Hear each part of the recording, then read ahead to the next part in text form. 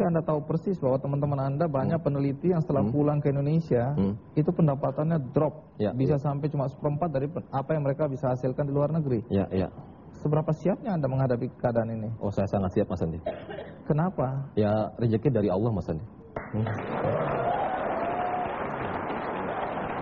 Baik, terima kasih Mas Hendra. Dan dia adalah orang Asia pertama dan juga orang Indonesia pertama yang dipercaya untuk menduduki posisi ini. Padahal lembaganya adalah lembaga internasional yang bergengsi. Siapa dia? Ikuti terus Kick Andy.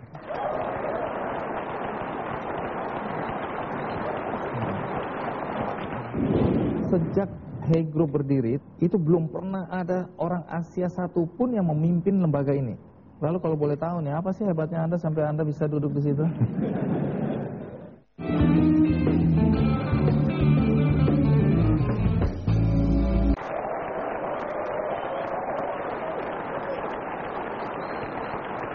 Inilah orang Indonesia pertama dan juga orang Asia pertama yang menduduki jabatan penting di sebuah lembaga yang berkedudukan di Singapura.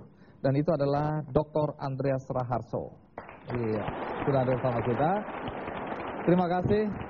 Sekali lagi, umur menjadi penting. Umur Anda berapa? 44 tahun. 44. Dan sekarang Anda menjabat Kepala Pusat Riset Global di Hay Group. Iya. Coba jelaskan, Hay Group ini lembaga apa sih? Hay Group adalah lembaga manajemen consulting.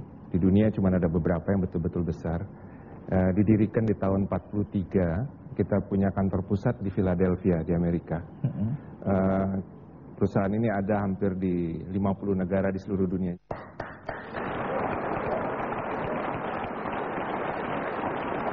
Apakah betul bahwa sejak Hay Group berdiri, itu belum pernah ada orang Asia satupun yang memimpin lembaga ini?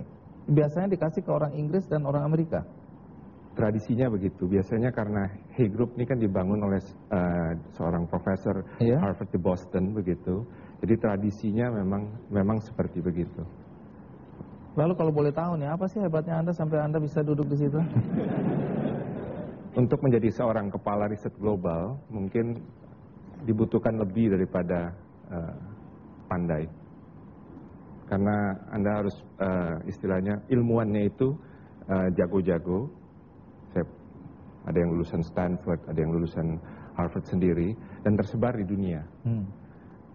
Dan mungkin santun, mungkin, saya nggak bilang saya santun, tapi... Baik, tipe orang seperti Anda lah yang dianggap layak untuk memimpin lembaga ini, lembaga riset Anda. Nah, mungkin banyak yang masih belum percaya bahwa seorang Andreas mampu memimpin lembaga riset sebesar itu. Ini dia kisah tentang Andreas Raharso.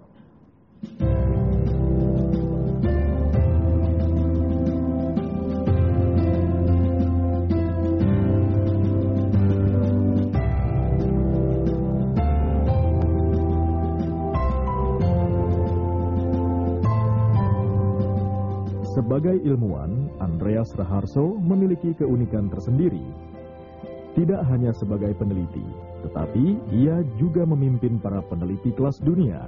Di bawah bendera Hay Group, perusahaan konsultan manajemen Amerika yang bermarkas di Singapura, Andreas memimpin para ilmuwan kaliber dunia untuk menghasilkan riset mutakhir di bidang ilmu sosial. Andreas mulai menemukan jalannya sebagai peneliti ketika ia mengambil gelar S3 atau doktor